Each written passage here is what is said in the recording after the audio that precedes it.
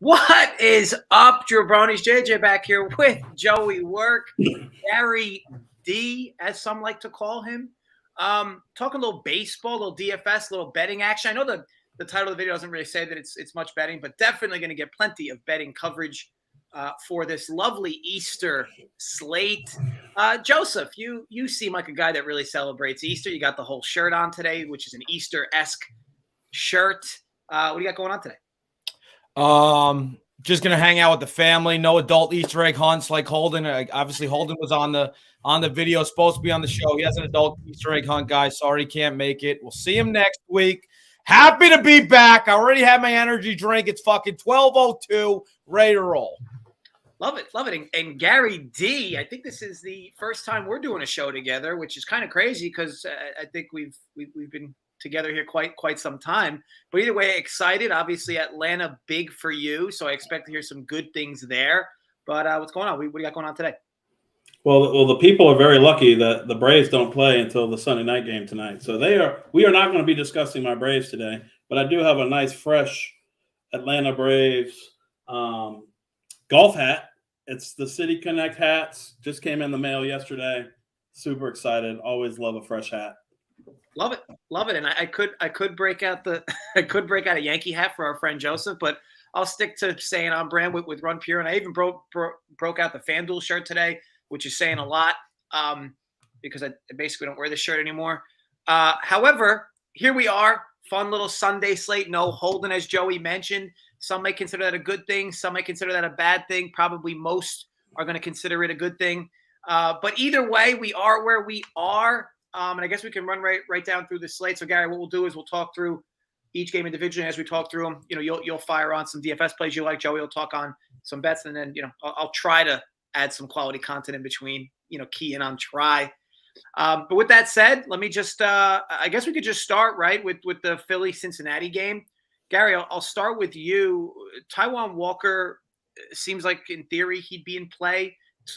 Total steamed up to 8.5. Which is kind of uncommon when you relate it to the other games today. It's one of the few games that's kind of been steamed up as far as the total goes. And anything you're doing here with DFS? I mean, yeah, I like this game a lot. More so on the batting side. Taijuan Walker is not somebody that I back at all ever. I just think he's terrible. I don't think he's good, even versus the Cincinnati team. I mean, man, these Reds. If you look at some of their numbers, all these lefties in the lineup, you got Fraley, Friedel, Vossler even has been raking early on. I like them all here against Taijuan Walker for DFS. Probably won't 5-man them here just because who wants to 5-man the Reds outside of their friendly confines? But I do like them for mini stacks here quite a bit. I do like Tyler Stevenson. I think he's one of the better catchers on the board today. For DFS, he's just treated me well a lot over the last couple of years. Like him a ton, and also, I mean, I like this Phillies side too. It starts with Kyle Schwarber, Trey Turner. Shortstop is actually for DFS today. It's really loaded. Like I think I listed 6 or 7 shortstops, and they're all 5K or above. I would not go below the 5K range for shortstop today. It's just too many good shortstops to choose from. So Turner's probably down the list a little bit further for me just because he's the most expensive guy. I do like, we'll talk about shortstops later, but I do like quite a few other shortstops on today's slate. But, hey, Trey Turner could come in lower owned because I think we're going to have some pretty big chalk on another team coming up that's looking to make history today. So, so I definitely like both sides of this game for bats. I will not be on either pitcher here. Now, interesting with Taijuan Walker because I know I'm, kind of a Taijuan guy. I know Joey Work, you're kind of a Taijuan guy, kind of. What's your thoughts on him saying like complete scrub from Gary? Yeah, I mean, Gary is he is now pitching for a rival in Gary's division, so it is what it is. That's what I'll take it. I mean, he pitched for a rival in our division last year, and he sucked. True. True. Yeah. So Gary doesn't like him long term because of that. Got it. I mean, I'm pretty sure we stacked against him most starts last year. So noted. All right. Well, I'll talk about my rundown. Thanks for the little fucking caveat there, JJ. The Phillies came back and won in the 9th inning yesterday after being shut out for 8 innings. So Overton, 29-year-old, played in the minors for 7 years. Him and Natify have something in common. So that's off to a terrible start. He has decent stuff. He has no overpowering fastball. He throws 6 different pitches, really only uses 4 of them. It's 4-seamer, sinker, slider, changeup. The Phillies offense has been missing all year. They fucking scored. Only one team has scored less runs than them, the Miami Marlins. Tijuana Walker obviously got shelled versus the Yankees, but, he did throw 87 pitches. He should be ready to roll. Strikeout, his rate continues to drop. He does have a quite appealing matchup versus the Reds here. His team scored 2 runs the last 2 games. That was the first 2 games they played outside of the small park.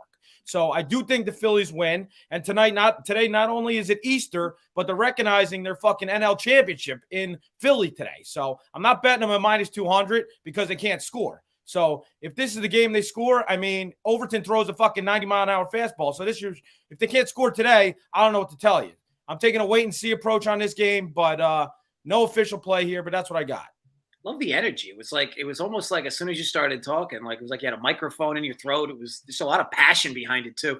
Quick hello to the chat. Nate Safai always has positive things to say about everyone. Keep up the good work, Austin.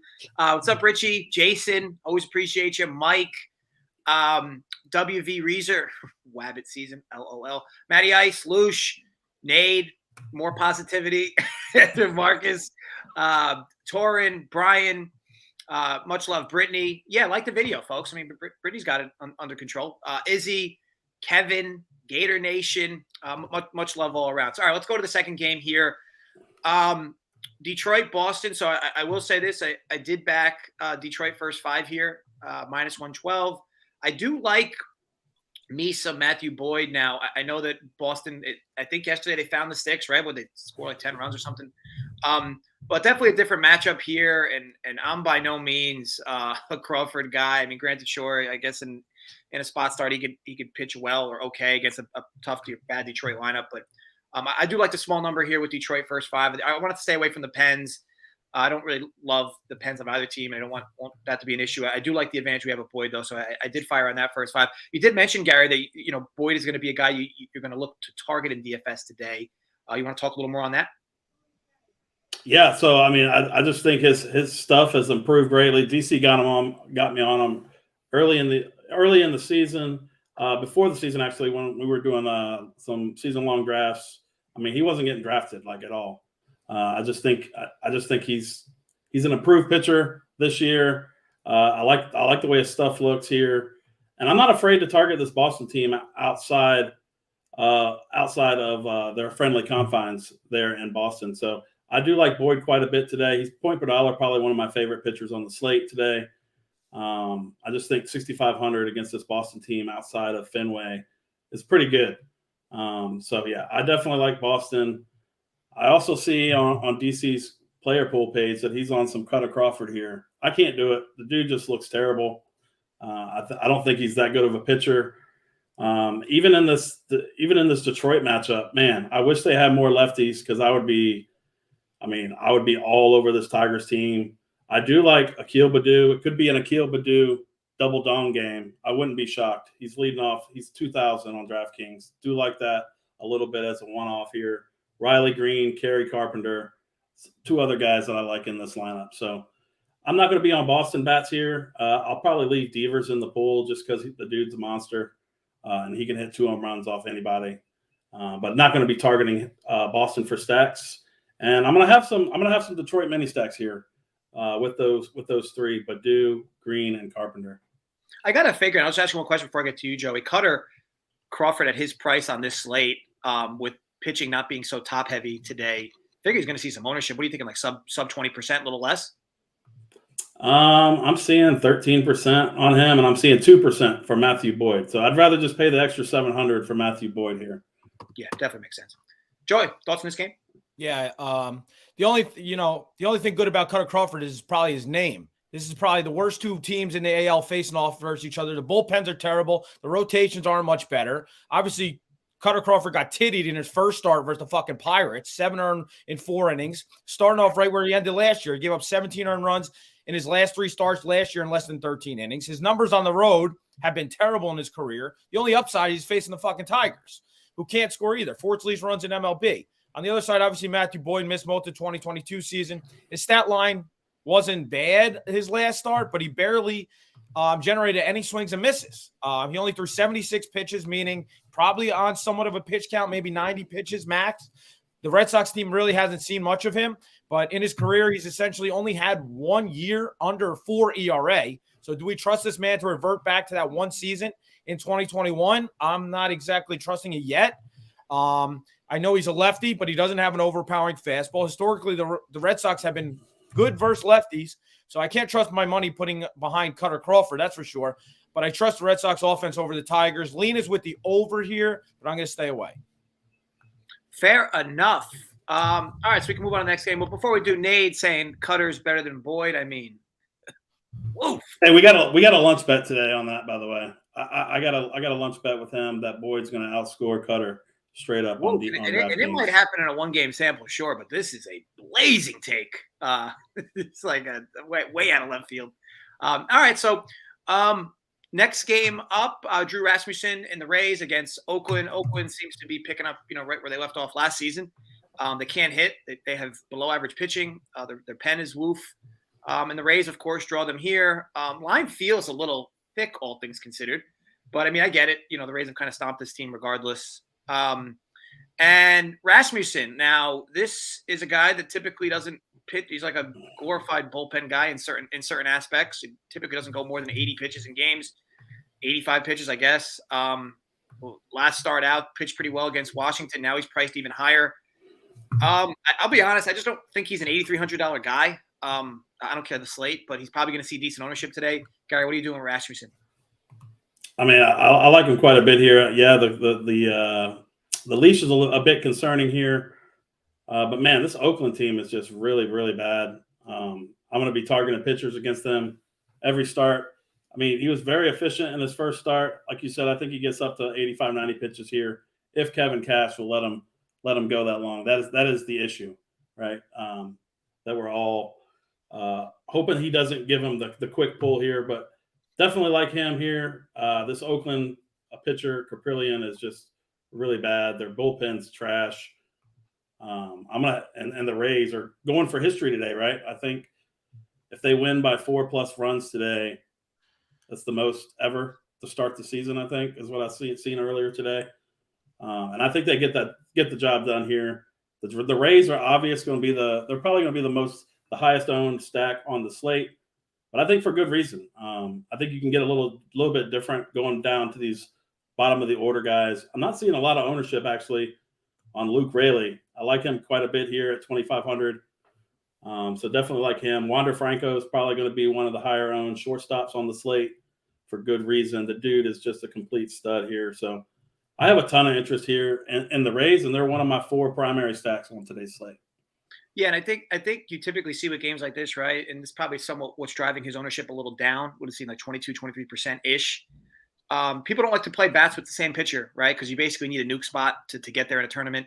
I think you want to be a little different. Yeah, you could play Rasmussen with Rays bats. Just go a double stack there. It'll make you a little different instead of going one or the other, or just completely fade the game. You could do that. But Joey, your favorite Tampa Bay Rays. What do you think about this game? I mean, the Rays might never lose again, right? They might not lose this whole fucking year. Hold on. They played the Tigers, the Nationals, and the Athletics. If they play that team, those 3 teams the rest of the year, they may not fucking lose. So guess what? I'm enjoying this run, but we're going to find a nice low prices, and we're going to fade them very shortly, all right?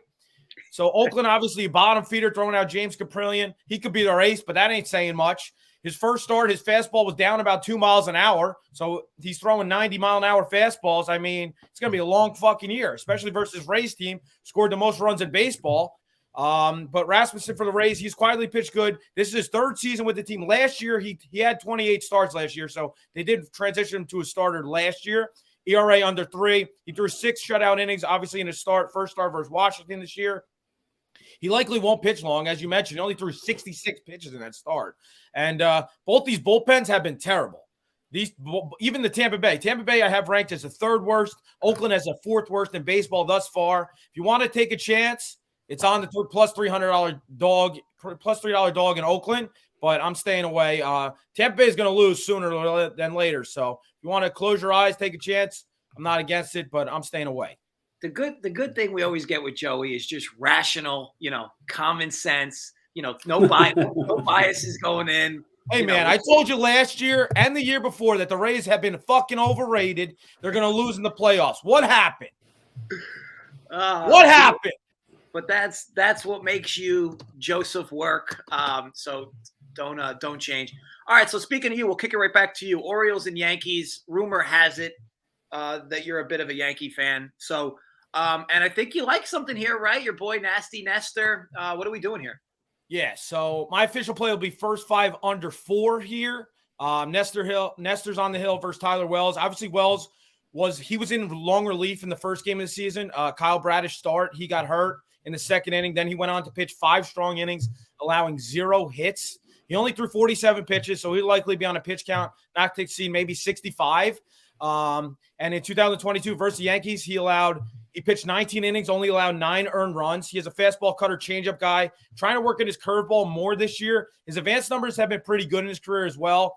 As for Nestor Cortez, I know he gave up 7 hits in his first start, but he worked his way through it. He only allowed 1 earned run, as he normally does. His 3 starts versus the Orioles last year, 18 in a third inning, 0 earned runs, 31 strikeouts. He struck out 12, 9, and 12 in those 3 starts. Obviously, the fences were moved back last year in Camden Yards. This will continue to help pitchers in this ballpark and make the Orioles probably a better team moving forward. So I'm going to attack it. Don't mess with the volatility of the bullpens. I'm going to go after the first 5 here. Both lineups look a little watered down, especially Baltimore, bottom of that lineup, and the Yankees starting Lou Trevino in the fucking catcher position. Who the hell is that? We'll find out. But first 5 under 4 is my official play, and the line I got there is what I got minus 105 via Caesars.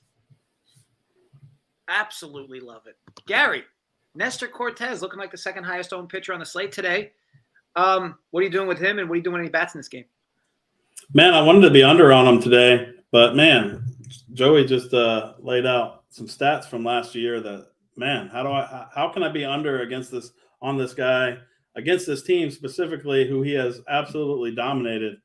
So I'm definitely going to up my exposure here a little bit to Nestor Cortez in honor of Mr. Joey Work. I like that call quite a bit. But yeah, pretty much no bats in this game. I'm not going to full stack either one of these teams. Just don't like this ballpark anymore. So yeah, just Nestor Cortez for me here.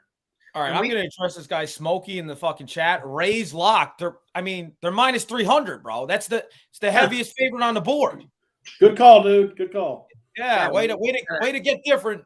Got a nice little hot take from Smokey. Yeah.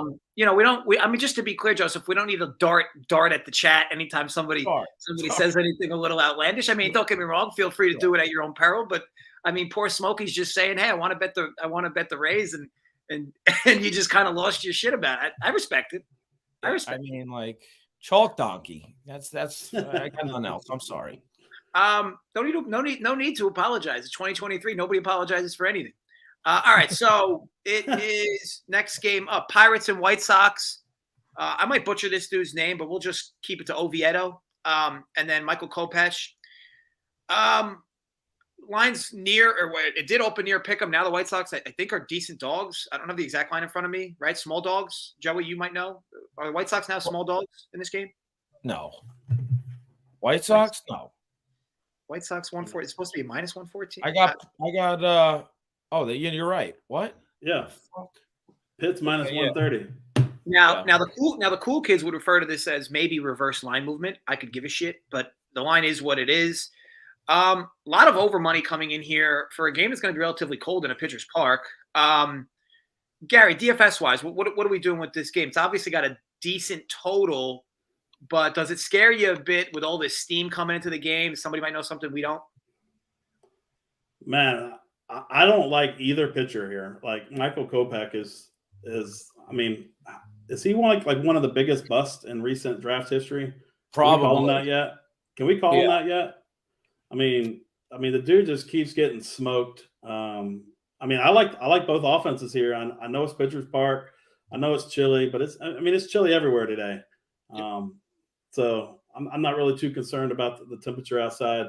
But I have a ton of interest in both of these teams. More so on the White Sox side for me. I I just like this lineup a lot better. Oscar Colas is an absolute monster. He's going to be really good. He's 2,800 in the outfield. I mean, he's going to be 3% owned. So I like that quite a bit. I like this whole lineup pretty much. Sebi Zavala is always a catcher that I like to target in DFS. He just seems to get the job done. I mean, he's not hitting bombs or anything like that, but he's going to get you 8 to 12 DraftKings points. And I like that quite a bit at 2,700. So he's one of my favorite catchers on the board. Gavin Sheets, Yohan Moncada against a righty. Sign me up for that. I always like him, and he's been raking this year. So I like the White Sox side here quite a bit. But I do like the Pittsburgh side too, more so for mini stacks for me. Our guy, Bay, what's his name? Bay something, Hung Jae Bay. I wish he was in the lineup because he's been raking so far, but sucks there. But Brian Reynolds, man, like what is going on here with Mr. Brian Reynolds? I think he is the early favorite for MVP. I mean, he's got to. I mean, the dude is just mashing the ball. He's trying to get paid. I mean, man, what is Pittsburgh going to do? Pittsburgh's probably just going to Pittsburgh and give him away for nothing. But yeah, I like Brian Reynolds here. O'Neal Cruz, G-Man Choi, even 2,300 at first base. I always like him against a righty. So yeah, I mean, I like this game quite a bit. 5 minutes on the Sox side for me and minis for Pittsburgh. And Gary, you would know more about this than I would. At these prices, like, are people real is sub 10%? Brian Reynolds and Cruz. I mean, that's pretty thick pricing for these dudes. And but well, I think with the steam up, I mean, the Pittsburgh team total has gone up a little bit. I'm seeing a little bit more increased ownership on guys like O'Neal Cruz. I mean, I'm showing like 12 to 15% for him, but I still like it. I mean, the bottom of the order guys are not going to be owned at all. And Brian Reynolds, who has arguably been the best hitter in baseball so far this season, I mean, 5,600 at 7% owned. Like, sign me up for that.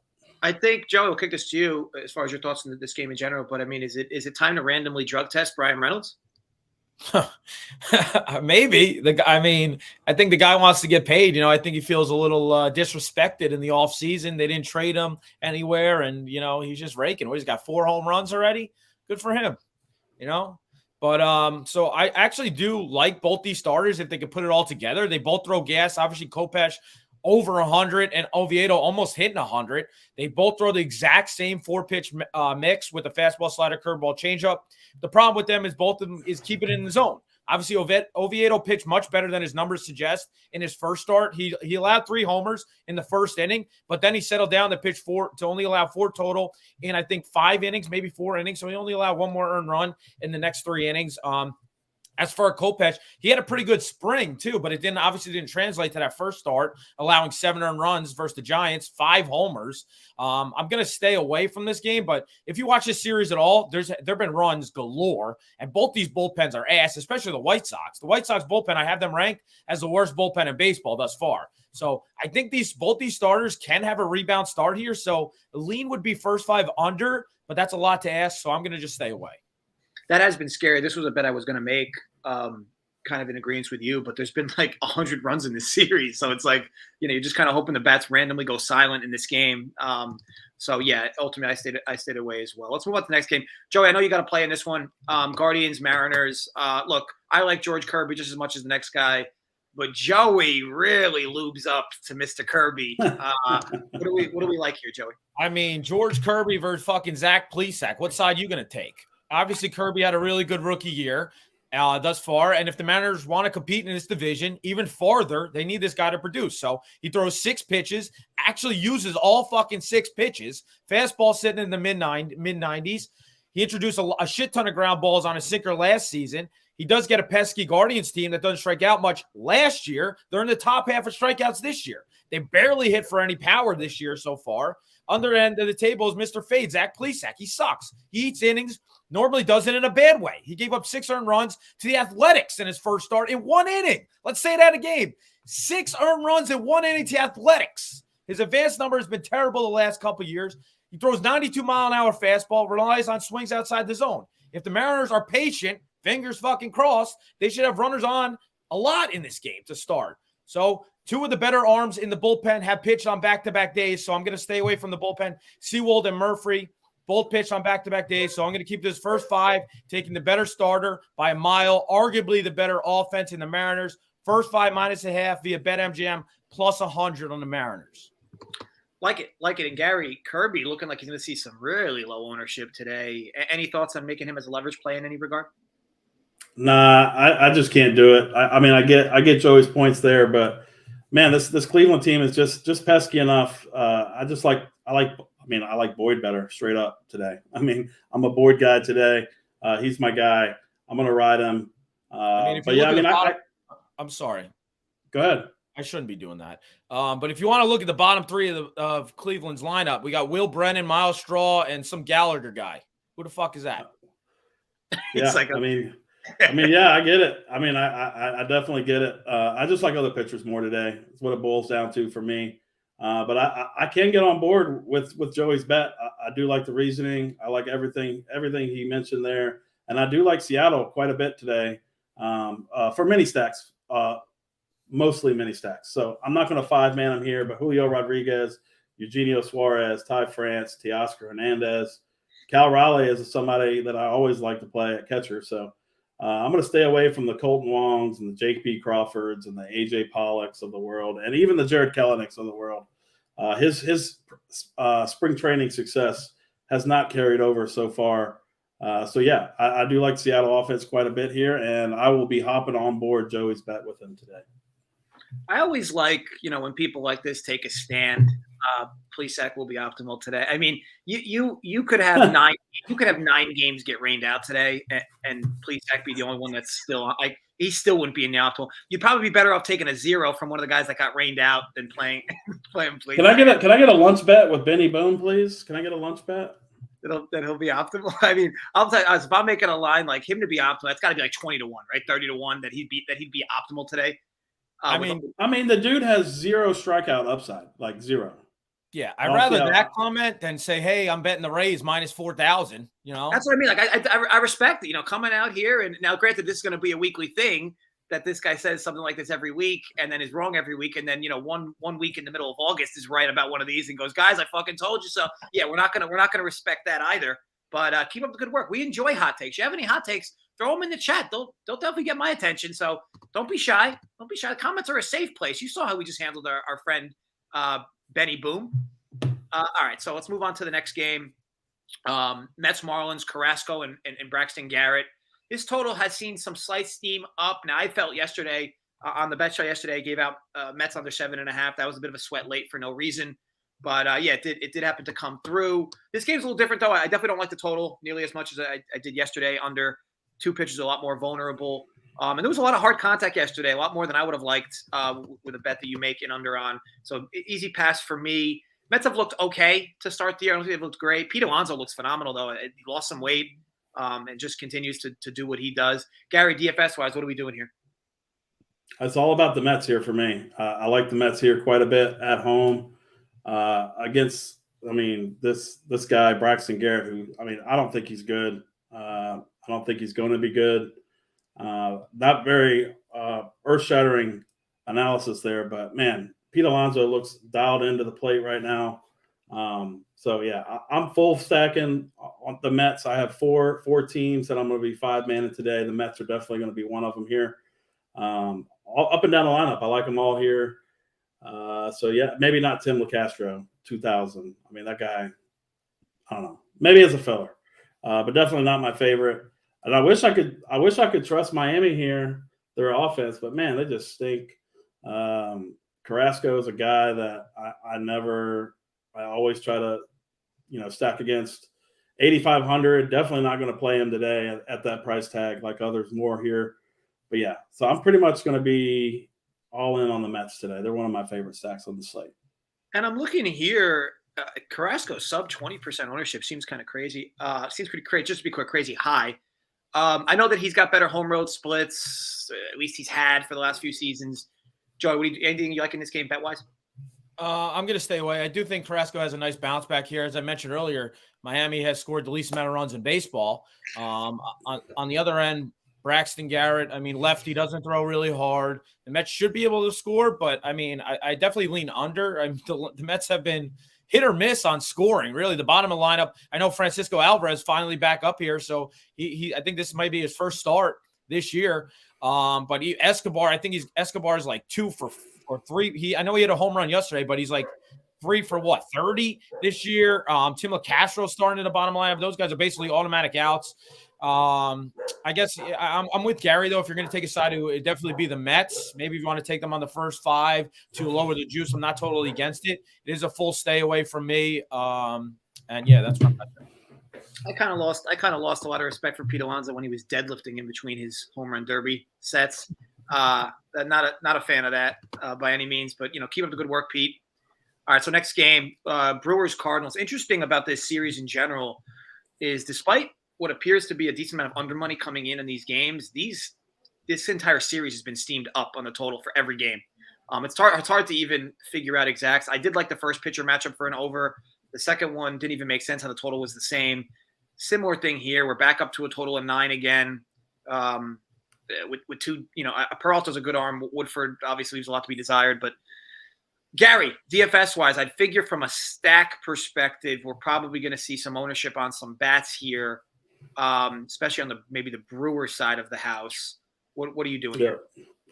Yeah, and Peralta's probably going to be one of the, if not the chalkiest pitcher on this. I mean, he's going to be up there. I mean, I think Peralta, you're going to see 30, 35, 40% ownership on Freddie Peralta here. I like him here. He looked good in his first start. He's going to be one of my guys as well today. I just like I like pitchers. I like these Cardinals a lot more against lefties than I do against right-handed pitchers. So no interest here in the St. Louis bats for me. One thing that gives me pause on the Milwaukee side, I mean, they're going to be somewhat popular today. St. Louis bullpen has been really good to start the year. I think they have the 3rd lowest xFIP of any bullpen on the slate, and they're barely giving up any homers. So that's the one thing that's giving me slight pause with the Milwaukee stack, but I still do like them here. And I know Nate thinks that Pete Alonso doesn't care about my home run derby opinions, but the guy lost the home run derby because he felt it was appropriate to be deadlifting in between in between sets. So maybe he should have listened to me, Nate, because I would have instructed him before. Yeah, it's probably fucking really stupid to be doing that at the home run derby. You're not going to look cool how you think you are. Joseph, thoughts on this game? Yeah, so Jake Woodford is a lifetime bullpen guy. The Cardinals have moved him to the rotation. Why is the question? He throws mainly a 2-pitch mix, featuring a low 90s fastball and a sweeping slider. Perfect for a bullpen arm, not a starter. We saw the effects in his first start. He allowed 6 earned runs in 4 innings to the Braves. So he's a fade pitcher for me. On the other side, Freddie Peralta, we all know he has really good stuff, looked really good in his first start versus the Mets. He oftentimes loses the strike zone, but if he's throwing strikes, he's definitely, one of the best pitchers in the league, and he stays healthy. He's one of the best pitchers in the league, in my opinion. So I definitely lean with the Brewers here. Prefer them on the first 5. I do think their offense scores some runs. So if you guys want to put stacks in, I don't know ownership, so don't ask me about that. But if you want to put stacks in it, I'm not against it. As Gary mentioned, St. Louis pen has been really good. So, and Milwaukee's hasn't been that good. So I prefer a first 5 if you're going to bet this game, but I'm going to stay away. Winker Burleson just seem like free squares, Gary. What's your ownership going with them? Obviously, you want to correlate them maybe you got before him or after him, but just super cheap, almost feel like free squares. I mean, I think they have a couple of my I just switched screens and my Opta's switching out here. Let me get back to him here. But yeah, I like Winker here quite a bit. Terang, I like him a lot, 2,600. I like who else is in this lineup? Garrett Mitchell, 2,700. I mean, these guys have been raking so far this season. They can steal some bags. Terang hit a salami the other day. He just missed one too. Rowdy Tellez even 3,200. I mean, man, this team is just dirt cheap. I think you can get away with a Yelich fade too. He's been the one bat that hasn't done much so far this season. So yeah, I mean, I like Willy Adames at the loaded shortstop position. 7% ownership on him. I think he's going to be one of the lower owned shortstop options. So there's my dong, Willy Adames, dong of the day. I like it. Okay. All right, let's move over to Twins Astros. This is a game I fired on, so I bet Twins first 5 here behind Tyler Mahle. I've always liked him. I've especially liked him when he's got a crowd behind him on the road. He typically has awful home road splits. I know a bit of a new home for him in certain ways, but Astros are throwing out Hunter Brown in a game where they're vulnerable to be getting swept by the Twins. They're just not really connecting in every level. Alvarez has been great, but outside of him, it's been a lot of blah about this team to start the year, even with the pitching. I'm sure they'll figure things out appropriately. But right now, this game's about momentum. The Twins have looked really good this series. Alvarez hits a grand slam yesterday, and the Astros still lose. Overall, I really like the short price here on the Twins, first 5 behind Melee. I got it. I think it was it minus 112, minus 150? Yeah, minus 112. That's at FanDuel. I get it. Look, the Astros are likely to wake up from this little sleeping giant they're currently dealing with, but I just don't think it's going to be today. I do like back in Melee at the short price, first 5. Reason why I didn't want to go full game is because Twins pen's been a little beaten up this series, and Astros pen's still very respectable if they have a lead late. I don't want to deal with it. I'd rather have Melee just outpitch Brown to start. Joe, what are your thoughts on this game in general? I do think Brown probably has a nice little bounce back here. There's no Correa in the lineup, so that kind of scares me. I don't want to. This Minnesota lineup kind of scares me today. Not gonna lie. I know Abreu looked like he got hobbled yesterday, but I guess he continued to play and he's back in the lineup. So I guess I'm with you here. This is a full stay away from me. It looks like it may rain there as well. And the wind looks like it's blowing all over the place, so it's a stay away from me. Gary, DFS wise, anything you like here in any regard? I'm seeing Melee at 10% ownership. 9K is going to scare people from playing him, but when he's on, and the Astros have been striking out a lot this year, it seems. Any love for him at all at the 10% ownership? So the Houston has struck out the second most versus right-handed pitching so far to start the year out. They got a 73 WRC plus, 081 ISO. That's not good. Their lineup is trash.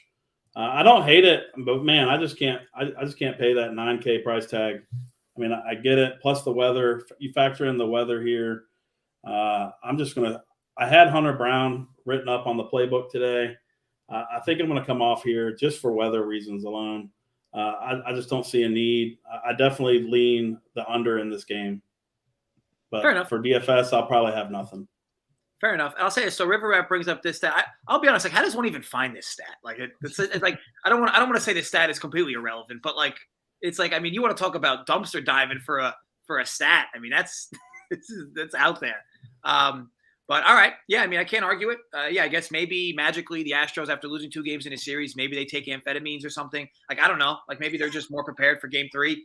After losing 2, but I guess they're not as prepared. I guess based on that narrative, they're not as prepared when they win the first 2 games of a series.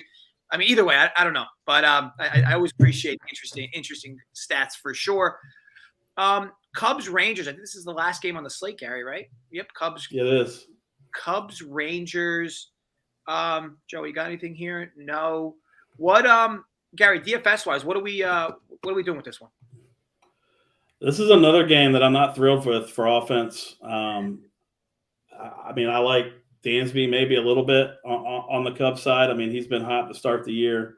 So definitely don't mind him, but I'm definitely not paying $8,400 for Jameson Taillon here. I'm not a Taillon guy, never have, never will be. I have a little bit of respect for this Texas offense, and I do like on the Texas offense side, while I say that, man, I just like other offenses better here. You got Bubba Thompson, Travis Jankowski. Who are these guys in their lineup? I can't do it today on this slate specifically. But I do have a lot of interest here in John Gray. I like what I've seen from him. I think this is a good spot, 8,600. I'm seeing around 20% ownership on him, but I still do like it here. Fair enough. And then Joey, how about you? Yeah, I like John Gray too. I know I've been a John Gray stan a little bit ever since he got outside of Coors Field. He pitched good his first start too, 7 strikeouts, 2 earned runs against Baltimore at home. Now he gets, I'm not exactly sure of the weather here, but it should be pitcher friendly weather, I would imagine. On the other end, Jameson Taillon, I think he only had 2 strikeouts in that start. He got hit around. He allowed 7 hits in his first start, so he didn't miss many bats. So I definitely prefer Texas here if you're a betting side. I know Taillon, he only pitched 63 pitches, while Johnny Gray threw 95 in the start. So I do expect more of the Cubs bullpen than of the Rangers. I prefer the Rangers from a side if I was forced to pick a side. But no official play for me here. And Nade dropping some good tidbits in the chat. I tell you this, Nade, one of these Sundays you need to jump on this show so you can get grilled by Joseph and I. You spend enough time grilling us. Welcome to the fucking Thunderdome when you come onto the show with us here. But you probably won't. You'll prefer to just sit on your couch at the keyboard and just kind of go all warrior from the sidelines. That's fine. But when you're ready for the smoke, just let us know. It's an open invite. All right, so that wraps off the DFS slate.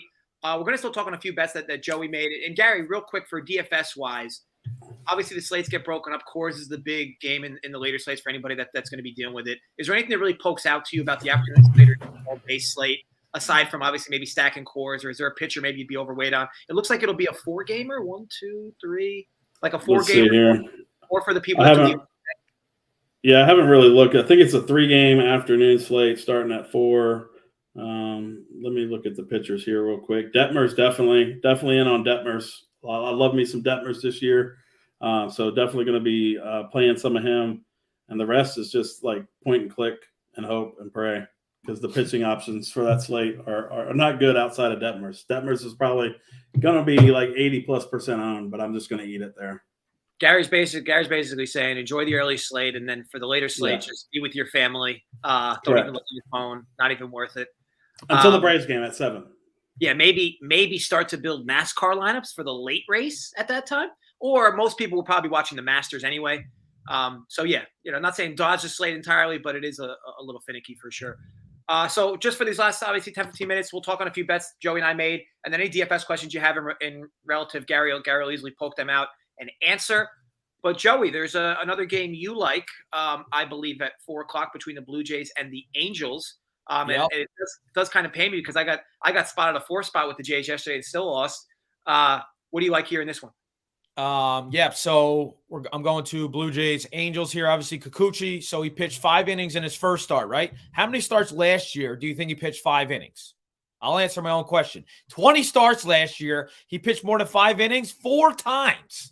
So I expect a heavy dose of this bullpen from the Blue Jays. 75 degrees, wind blowing out, ball should be flying. Other end, Reed Detmers, as Gary mentioned, we like him. I like him too. Second full season in the bigs here. He should only pitch a little better. Obviously, he was a highly recruited prospect coming out.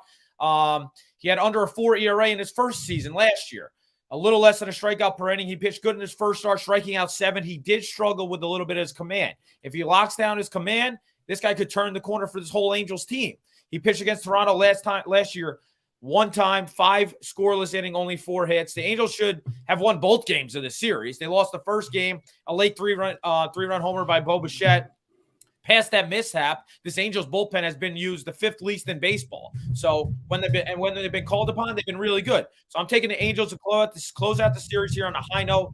Last official play of the 3 for me will be Angels money line. Gave it out last night at -120. I think you could still get -125. I'm good with that if available. Awesome. And last best bet for me, I bet the Giants Royals under 8.5. Even yesterday's game, it was quite quiet for the first 4 or 5 innings. A lot of light contact, and the game just kind of spiraled out of control later. You're going to get another relatively cold game in San Francisco. It's just numbers just high. I get it. Yesterday got there late, but I'll go to this well today. Under. I do like both arms. I like Bubic. I think some people say Bubic, but it's Itch, right? Gary, yes. You would know. I think so. And DeSclafani is, but okay. And DeSclafani is obviously hit and miss at times, but he has shown that he's much better pitching at home. Another guy that has decent home road splits. So I do like the spot. I obviously don't love the Pens. You could do first 5 instead, but I think the Pens are neutral anyway. So yeah, I just think it's a big number for the Pens, all things considered, and 2 okay arms relative to the number. So I fired there for the full game. Gary, on your end, anything you want to leave us with? Maybe you want to talk some shit about our friend Nade. Maybe, we got to get him on here because the guy talks a strong game with the keyboard. I don't think he's going to be as good live. Absolutely not. Absolutely not. He's a keyboard warrior. Just like when we saw him in person, he didn't say dick to me in person. He talks behind a keyboard the whole time. But in part, you kind of respect the tough boy act. And I don't know if you noticed, he changed his profile picture. He's got himself at the gym now in the pro pic. Yeah, that was from like 6 years ago. He changed his profile picture 6 years ago. When he was I could change my profile picture 6 years ago too. I look jacked too, buddy. So Gary, any final notes on the slate? Anything going on crazy with you? Anything in general? Floor is yours. No, so I do want to mention one bet I did make this morning. I did like your Detroit call earlier, but I also bet Matt Boyd over 4.5 strikeouts. It was plus 105. I like that quite a bit here today. Fired on it. So, but yeah, I mean, I'm gonna be focused in on these Rays for the most part today. I do like Pittsburgh as well. Probably my favorite mini stack is the Pittsburgh Pirates here. So yeah. It's going to be a profitable day for me. I'm going to be playing most of the earlier games, and I'm going to be fading most of the offenses from the later games outside of Milwaukee. So it should be interesting, and it's almost time to go eat ham. That's right. That's right. Joey, on your end, you obviously already have the Easter shirt ready to go, so big plans ahead, I'm sure, today. Anything you want to leave us with? Yeah. Sign up, Run Pure Bets, runpuresports.com, promo code WORK15. I'm fucking 17-11 to start the MLB season, plus 6.22 units. I mean, JJ's killing it in baseball as well. I don't know exact record, but he's definitely fucking killing it. And we got Gary on the show. First time doing a show with Gary. It's Sunday. It's Easter. Hit the fucking like button. Truth over lies. I played minor league baseball. Suck it, buddy. How do we get, like, what was the difference? Because we had, is it because there's no Holden? Like, I'm just trying to understand how we get this version of you on the show every Sunday. Like, was there a smelling salt this morning? No, I drank half a fucking Ghost Energy drink at 9:30. it's like it's hard to tell. It's like a mix of like maybe cocaine and maybe a little bit of energy drink, maybe. But no, I love the energy overall. Hopefully we can get that more often. I promise you bring that energy when Nade's on the show. He's gonna be fucking shitting his pants on this show with us. So either way, good stuff all around. Look, I hope everybody enjoys your Easter in your own way. I think overall, I'll be back in 10 minutes talking NASCAR. And yes, I will be solo talking NASCAR. So you bet your ass I am prepared to talk today. I had to actually come a little more prepared today, so I will. It's a dirt track. It'll be fun. It's nighttime. Can't believe they're still choosing to race on dirt, but I'll talk on that show.